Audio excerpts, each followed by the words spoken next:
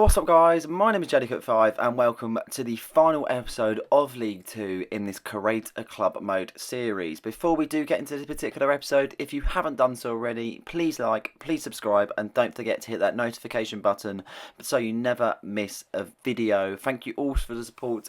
Honestly, this has been an immense load of support on this particular series. We're only just getting started with this one. It's the 10th episode and we have got many more things to happen in this save. We start off today's episode with a mention from Munir, and his clean sheets have been nothing but phenomenal. I know our defensive work has been good, but in terms of being able to offer a really good goalkeeper between the sticks, Munir has definitely filled that role. 19 clean sheets, 31 matches, 21 goals conceded with an average rating of 7.2. He's got a small value, he's getting on a bit now, but he's definitely proving his worth. Now, I'm going to be simulating a lot of games, but we start off with a simulation against Port Vale in this particular one. Looking for a result as always, we're continuing on a form, and we have done that with a 3-1 victory. Austin Parkin and Marcelo Flores getting monster goals, 2 for Flores, 1 for Parkin there, in a 3-1 victory. 3 points to be able to start off the episode against Port Vale away from home, so it's always a good start. And I'm hoping that's the same for this simulation against Grimsby Town, looking for a win at home at the JD Cook Arena then. 2 simulations as we start off this particular episode. Strong side that we are facing, and we have put out a decent result there. Another 3-1 victory. Hoverath and Reyes getting on the score sheet there. Hoverath with 2, Reyes with 1. Decent ratings across the board. 9.9 there for Hoverath, so very good performance. As we get 2 wins from 2 in the simulation, it's a 50-50 chance that if you're going to win or not, and it seems to be that we are doing well in these particular times that we are simulating these games. As I mentioned in terms about injuries and things like that in previous episodes, we have got one person back, and this person has been pivotal in the season so far. Ibrahim Welch was out for 4 months, but he is back from injury. I'm not too sure if he's going to feature in the next game, but I will see in time. Obviously, it takes a little bit of a while once they do return to get to full fitness. So our first game, we do face AFC Wimbledon away from home. I forgot to show you the intro, and an interesting thing that you'll see about this squad in a minute, but I'll let you work that out for yourselves in a second there. Hyde in goal. So international duty means we have to force ourselves into some big changes. So Hyde in goal. Reyes and Harris as your centre-backs with Gibbons on the right, Jamal Lewis on the left.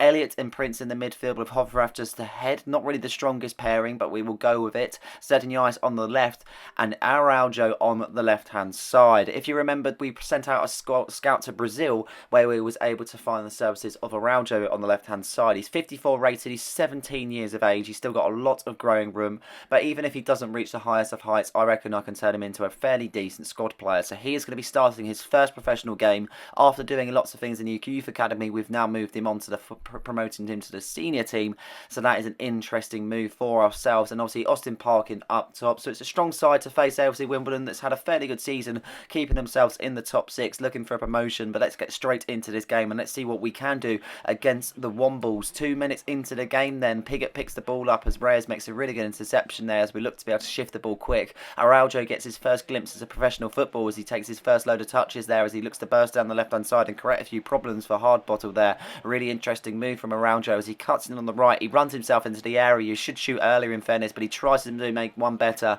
and turn the defender, but it's not to be on that occasion. They can't clear it though as Prince wins the header, and this is as simple as it gets. It's Austin Parkin that makes it. AFC Wimbledon 0, JD Cook FC 1. That man Austin Parkin once again getting on monster goals. I mean, there's not an episode where he doesn't score, is there? He's absolutely phenomenal in front of goal, and there's no denying it whatsoever. The amount that we've been able to pursue and been able to kind of charge on as a side, and we've really dominated this league in fairness, and we're doing a stellar job with him at the top there. 16 minutes into the tie, Araujo getting real stuck in now as he wins his first defensive duel there, finding his teammate Austin Parkin in a dangerous bit of space. Unfortunately, the touch isn't good enough, but he nearly latches onto an effort where he's able to win the ball in some sort of clumsy move, and he nearly gets the goal there from a decent shot, but it is going out for a corner kick.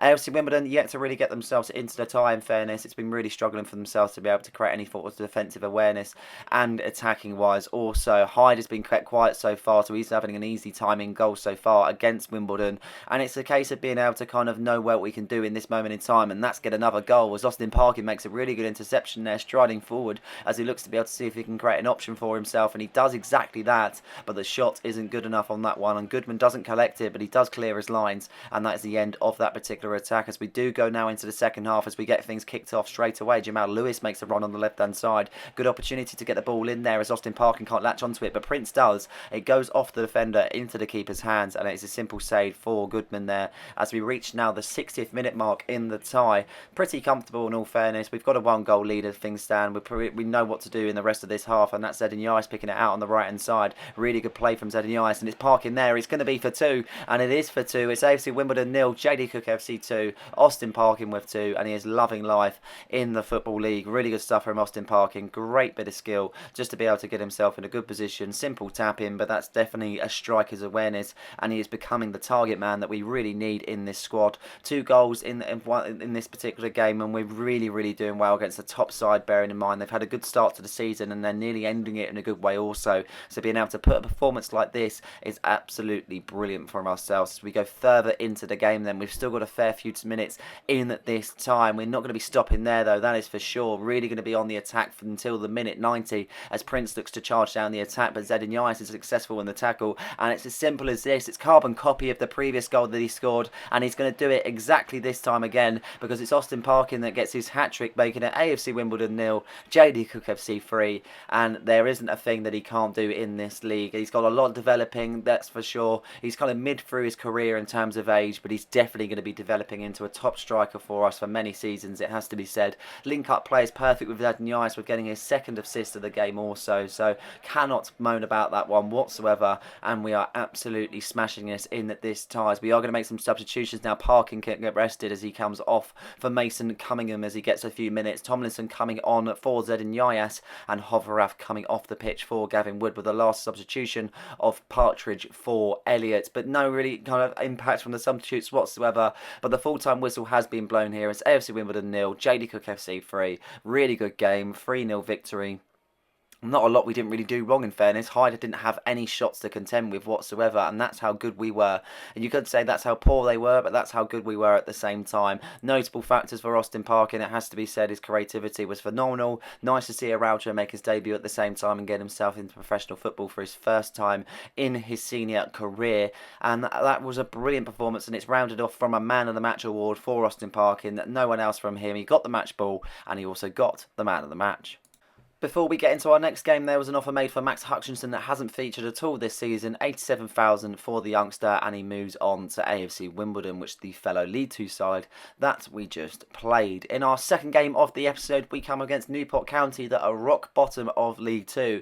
And this game is very significant, it has to be said, because if we are going to be victorious, we will win the league with 8 games to spare. There has been no real competition from either side at the latter parts of the season, it has to be said, and we are absolutely romping things. And if we can get a victory here, then that solidifies our move up into League 1. There's no doubt about it why we can't get a victory against Newport County, but sometimes, just sometimes, it's really hard to play against the teams at the bottom of the league.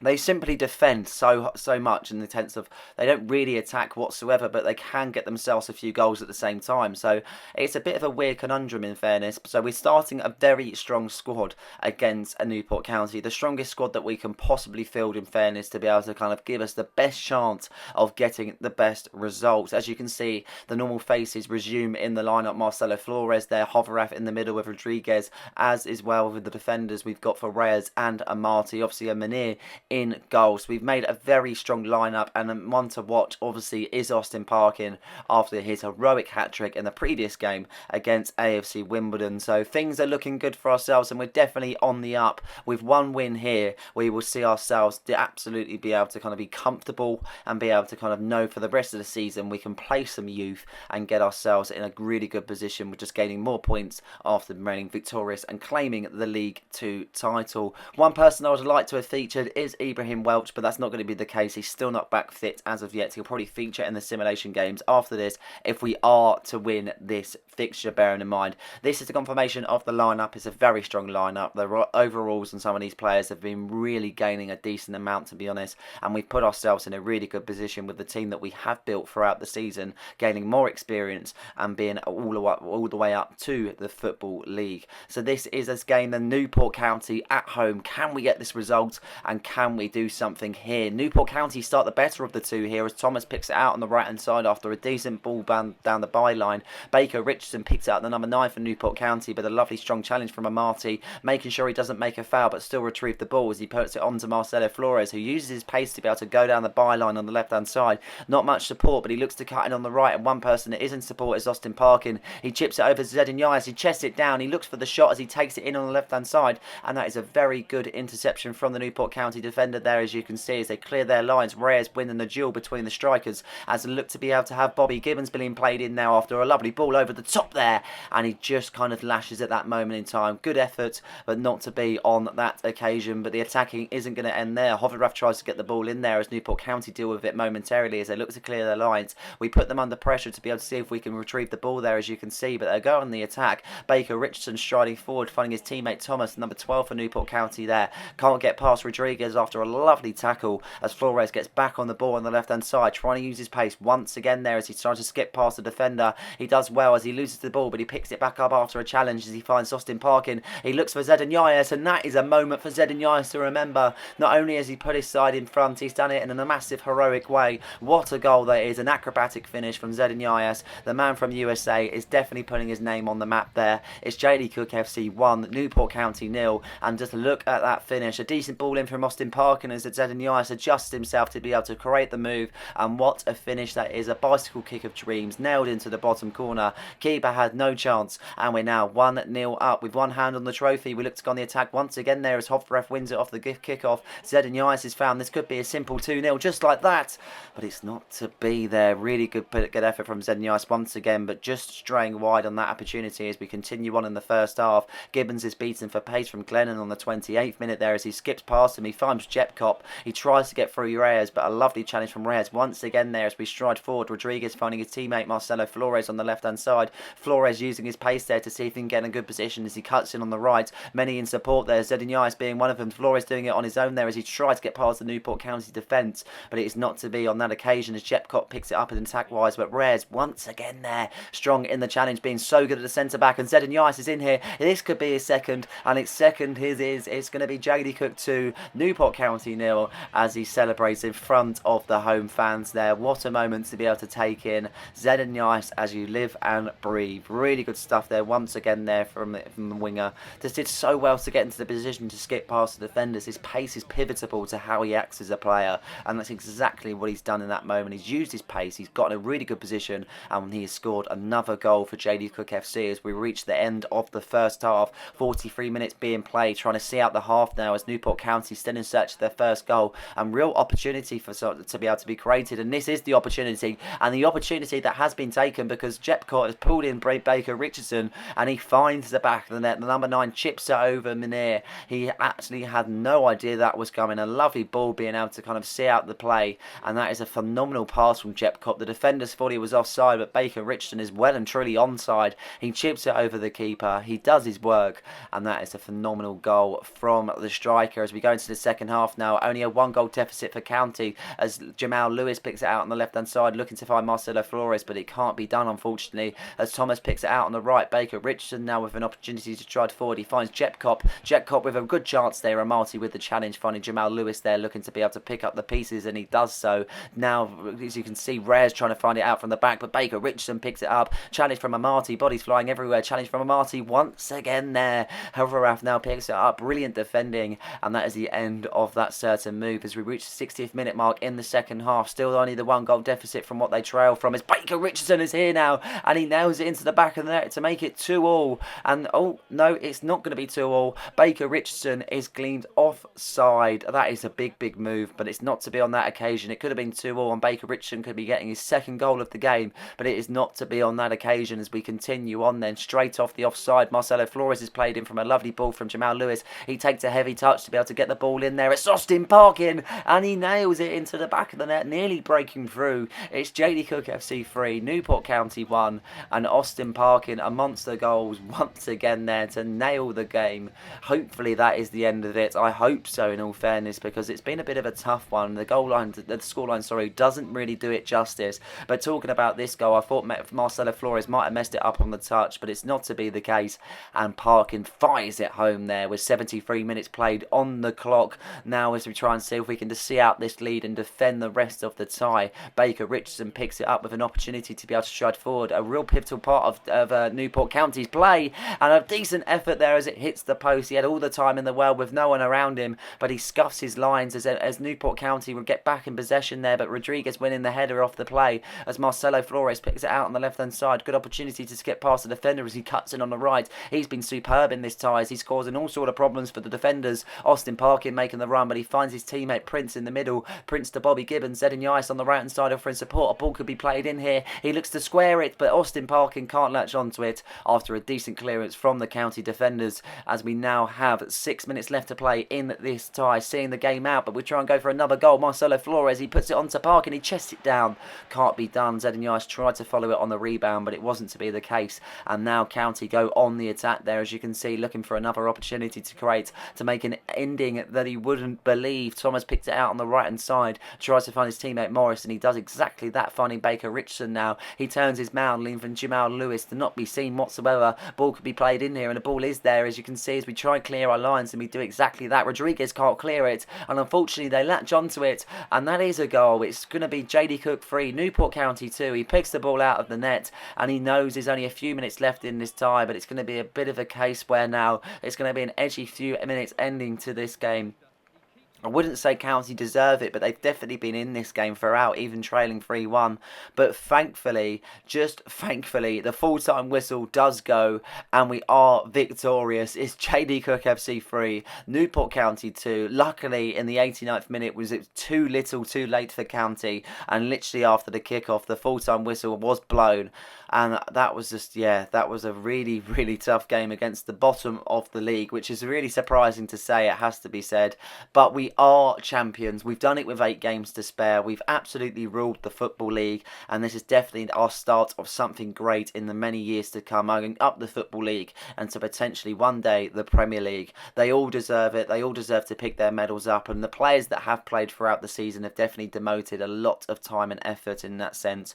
Really hard, grueling season with having a lot of games to play, and we've had to switch things due to international duties. We've had to play players that favourably wouldn't normally play, but for this moment they make their opportunity count, and we are League 2 champions. The trophy is raised. Daniel Amati with the captain's armband leading the front line with his teammate Reyes. The brilliant pairing between the two has created a real good defensive positioning, and same for Munir between the sticks, keeping a lot of clean sheets. From minute 1 to minute 90 in most games, things have gone pretty much in our favour. There's been a few times where we've had a few poor games, and there's probably been a few times where we've scraped some wins, but at the same time we've kind of dogged it out, and we've done what we need to do in this particular season, and we've definitely been in a great position, being our now champions, as we celebrate in front of the fans. The fans have got many moments for this to come, and we're definitely going to be in search of more trophies next season in terms of League 1, and in terms of being able to go forward in the Bristol Street Mofers trophy as well. It's not the biggest trophy, but it's something to destine for, it has to be said, in another to the cabinet, and a day out in Wembley for these fans. But for the moment we will soak this in, and JD Cook FC are EFL League 2 champions, and it doesn't stop there. We also get awarded Manager of the Month, which I don't think I've actually had all season, which is quite surprising, it has to be said. But in the 38 matches we've had 28 wins, 6 draws and 4 losses. What a season, and what a moment. Now, the season isn't over by any stretch or imagine. We do have a lot of simulation games, and I'm not really going to talk about them individually. It was the case of just wanted to get them out of the way. Some we drew, some we lost, some we won. There was no doubt in our mind that we was in a great position, knowing that we're going to win the title now. The only thing that I was fussed about, and I was hoping for, that Austin Parkin would still be able to keep up his form in the simulation games to be able to remain in a good position for going for the Golden Boot, and that definitely was the case. He managed to get some goals, and so did Araujo there, as you can see. He got his first goal for the club, which is really cool to see. But the simulations actually went well. I only actually lost 1 game, and I think I drew 2. So in all fairness, in terms of what the luck is of it, we've done pretty well in fairness. Zedignais getting a lot of goals, and in between it, Ollie Farmer will go to Crewe Alexander next season for a £120,000 fee. Didn't feature at all this season, so not fussed whatsoever. And we get a decent win near to the end. Parkin getting amongst the goals with Marcelo Flores with a 3-1 win against Swindon. And then we have our last game. We played Doncaster Rovers that we actually lost when we played them with a 1-1 draw. But the Champions Parade, there's no change to that this season, but it's always a cool cutscene to see. The players on that top of the bus have definitely earned everything that they've been able to kind of have in this particular season. There's definitely more to come. There's a few changes to make, it has to be said. Going forward, we obviously need to up the players because we're going to be playing a higher calibre of teams. It's the case of being able to have players that are going to suit the role and going to be at a decent rating with some development and some experience at the same time. Obviously, it all depends on the transfer fee that we do get in the particular season of the next. And if that's the case, if we get a decent one, then hopefully we put ourselves in a real good position. But in terms of the stats there, as you can see, Austin Parkin getting the main goals for JD FC, 32 and 45. There wasn't that many goal scorers in fairness, and it was quite surprising to see. But yeah, 32 goals and 45. Zedin Yais did really good there with 22 and 47. And Austin Parkin getting on the assists as well. So you would never find himself being that creative up front, but 13 assists. Many people chopping in the assists. I was interested to see that Rodriguez had 6 assists. Bearing in mind he only started in January. And Austin Parkin did indeed get the golden boot. 30 goals in 42 games with Zedin Yais behind him with 22 goals. Going down just to see in the list itself and who was actually competing, Marcelo Flores there in 13 goals. Didn't really have a bad season in all fairness. He actually really able to kind of reconjure a lot of form near to the end, which was really nice to see. But yeah, the hats off goes to Austin Parkin getting all the goals for JD Cook FC. Well, most of them there. And then Aussie getting the golden boot also. So that's a big step in the right direction for Austin Parkin. And hopefully his overall and improvement as a player can go up even further. So when we do get up to the bigger leads, he can definitely compete and I don't need to be substituting him. And he did get the assist for League 2 as well, 13. So he's got top assister and top goal scorer. I'm going to be interested to see if we do actually get any fee come through from any other clubs in fairness, because obviously, we've only had the odd transfer offer for the different players that we have put up, but we haven't really proved the worth for a lot of players. So it'll be interesting to see what someone would offer. And here with the clean sheets in the end, which was really cool to see. He had a top season. There was no doubt about it why he shouldn't have got to the top and absolutely blitzed the actual record itself. Isaac Hyde at the bottom there with 3 clean sheets, but I thought he was pretty good for a 50-odd rated goalkeeper in fairness. He did his job when needed. But Benir takes the golden gloves, 20 clean sheets in 42 games, an absolute stellar performance. Looking at the table there, Newport County, Bromley, Crewe, Alexander all in the bottom, but obviously there's no National League, so they won't get relegated, but poor seasons from them. AFC Wimbledon finishing in 12th in the end, interesting to see. But as you can see at the top 8, it was JD Cook FC in 1st, MK Dons in 2nd, Bradford City in 3rd, Knox County 4th, Salford 5th, Doncaster 6th, Cheltenham Town 7th, and Fleetwood Town 8th.